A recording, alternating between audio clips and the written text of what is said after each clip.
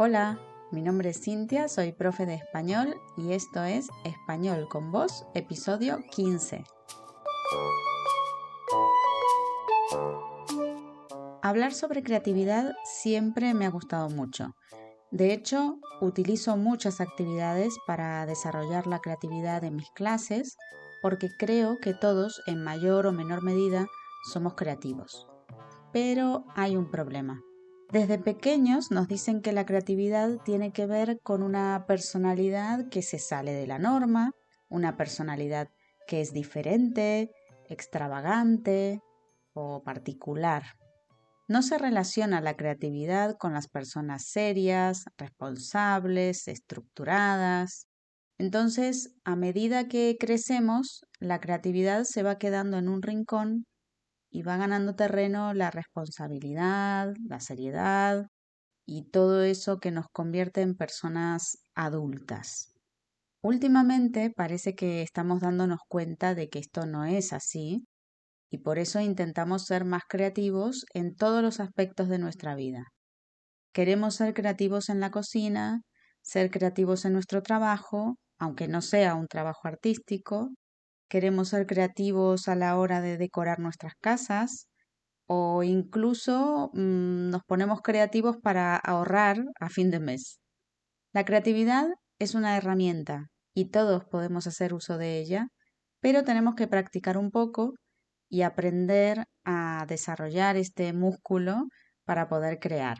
Hace poco, en una clase con una alumna que tengo que es muy creativa, una alumna a la que le gusta mucho escribir, no solo para su trabajo, sino que escribe por placer, le gusta mucho la poesía, y con ella empezamos a ver esta relación que hay entre creer y crear, dos verbos que a veces se confunden y que creo que tienen una relación poética, porque para crear hay que creer, tenemos que creer que podemos hacerlo y sobre todo tenemos que perder la vergüenza, tenemos que perder el miedo. Seguramente a causa de este miedo que tenemos al qué dirán, surgen muchas veces los bloqueos creativos. ¿Quién no ha tenido un bloqueo? Un momento en el que parece que nada es lo suficientemente bueno. Nada de lo que se nos ocurre vale la pena. Y tenemos un bloqueo total. ¿Qué hacer en estos casos? Para mí, lo mejor es simplemente parar. No pasa nada si hacemos una pausa. En este mundo en el que vivimos parece que detenerse a hacer una pausa está mal, porque estás perdiendo el tiempo, no estás siendo productivo, tienes que aprovechar tu tiempo, tienes que rellenarlo de alguna manera. Como yo estoy en contra de esta idea, creo que si tienes un bloqueo y parece que nada te satisface a la hora de crear, está bien hacer una pausa, tomarse un tiempo. Esto lo digo porque una parte de mi trabajo se basa también en la creatividad. Los profesores tenemos que crear contenido para las redes sociales o tenemos que crear actividades y contenido para las clases, para nuestros alumnos. Yo tengo el podcast también o el blog. Al final terminas dependiendo un poco de tu creatividad y en algún punto te saturas, te cansas, se agota la creatividad. Y repito, para mí no está mal tomarse un pequeño recreo. Pero claro, aquí hay que diferenciar muy bien lo que es hacer una pausa de lo que es procrastinar. Esta palabra que es tan difícil de pronunciar, procrastinar. Hasta hace muy poco tiempo, sencillamente decíamos, luego lo haré, ya mañana si eso, lo dejo para después, lo dejo todo para último momento. Pero ahora se usa mucho la palabra procrastinar, que significa diferir, aplazar, bueno, lo que decía, dejar todo para después. La procrastinación muchas veces está relacionada con el bloqueo. Cuando no sé lo que tengo que hacer, me desmotivo y entonces empiezo a no hacer. Empiezo a ocuparme de tareas menores que no tienen importancia y ya luego veré qué hago con eso que realmente es importante. Lo dejo para más adelante, cuando tenga inspiración. Hay la inspiración, cuando llegue la inspiración, ¿Cuántas páginas se han escrito sobre la inspiración? ¿Qué te inspira a ti? A mí me inspiran mis colegas de profesión, me inspiran mucho otros profesores, me inspira lo que leo, las películas que veo, la música que escucho, los lugares que visito. Es verdad que hay días que estoy más inspirada que otros, pero no sé exactamente qué es lo que prende la mecha. Siempre me acuerdo de la frase de Pablo Picasso, que es una frase bastante famosa, que era algo así como que la inspiración te encuentre trabajando. Creo que tiene razón. Estoy de acuerdo con él en que la inspiración es muy buena, pero no puedes estar esperando a que la inspiración venga del cielo. Tienes que ponerte a trabajar y cuando pones a trabajar tu músculo creativo, entonces aparecen las respuestas y aparecen las soluciones. Ahora, seguramente estarás pensando o te estarás preguntando, mejor dicho, ¿por qué te estoy hablando de esto? ¿Por qué te hablo de la creatividad y de los bloqueos creativos?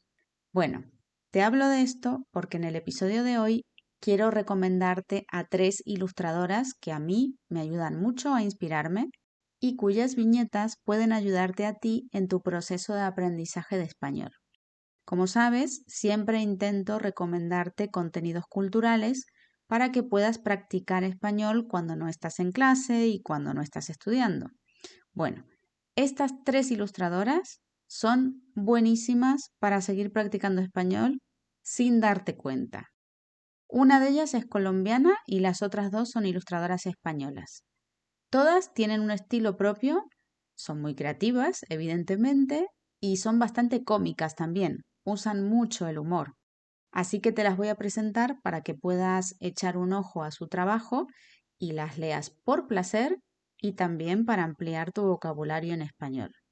La primera ilustradora que te voy a recomendar se llama Sandra Gaitán, pero en las redes sociales es más conocida como Mojicona. A ella la conocí exclusivamente a través de Internet y más específicamente a través de Instagram. Un día encontré sus viñetas por casualidad, me sentí identificada y la empecé a seguir. Y en sus viñetas encuentras unos mensajes muy positivos, pero también muy realistas. Me gusta porque refleja una naturalidad que muchas veces en Instagram se echa en falta. Ella vive desde hace unos años en Rosario, Argentina, pero es colombiana. En sus viñetas vas a ver diferentes aspectos de su día a día, sus sentimientos, su trabajo, temas de actualidad. Ella colabora con diferentes marcas y además realiza ilustraciones personalizadas. Así que, si te gusta su estilo, puedes tener tu propia imagen hecha por Mojicona. Bien, ahora te voy a hablar de las 2 ilustradoras españolas. Una se llama Pocholadas, en realidad su nombre es Laura Santolaya, y la otra es Estefi Martínez, más conocida como Pedrita Parker. Las dos son famosas en el mundo de la ilustración y sus viñetas inundan las redes sociales últimamente. Además, las dos han publicado libros que te recomiendo comprar y te voy a dejar los enlaces en la descripción para que los puedas ver. Pedrita Parker es malagueña. Empezó hace unos años dibujando y vendiendo sus láminas en la Plaza de la Merced, en Málaga, y ahora tiene un montón de productos de papelería que también vende en su web. En la web vas a encontrar tazas, libretas, agendas. Mi agenda, por ejemplo, es de Pedrita Parker. Incluso también diseña ropa, diseña bisutería. Es decir, que a esta mujer le aflora la creatividad por los 4 costados. Además, ella tiene otra cuenta en Instagram, una cuenta secundaria, digamos, que es @soypedrita, donde muestra un lado más personal y en esa cuenta habla de creatividad, ayuda a otras personas a elaborar su propio proceso creativo, da consejos para evitar los bloqueos y es una auténtica profesional en este tema. Así que si tú también eres artista o tienes algún tipo de inclinación artística en la que a veces necesitas un empujoncito para seguir trabajando, creo que tienes que seguirla porque vas a practicar español y además vas a aprender un montón. Y la última ilustradora que os quiero recomendar como decía antes, se llama Pocholadas y particularmente es la ilustradora con la que más me río. Quiero decir que me río en voz alta, que suelto una carcajada cuando veo su Instagram.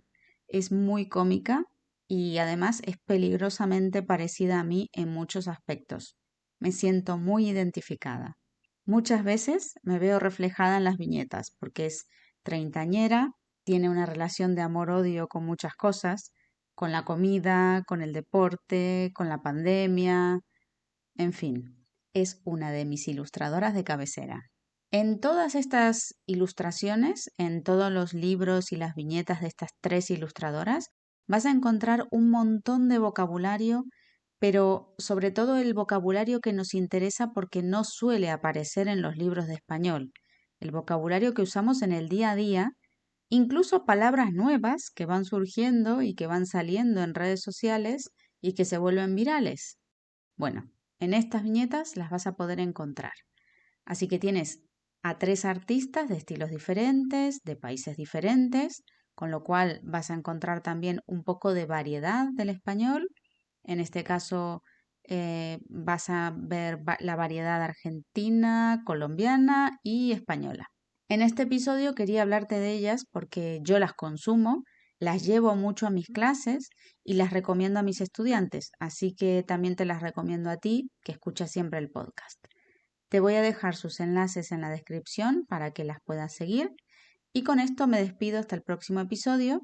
Como siempre, te agradezco muchísimo que hayas llegado hasta el final, que escuches los episodios del podcast, que me acompañes y además te invito a que me sigas en Facebook o en Instagram, que son las redes sociales en las que más activa estoy, para que podamos charlar, podamos hablar un poquito y nos podamos conocer.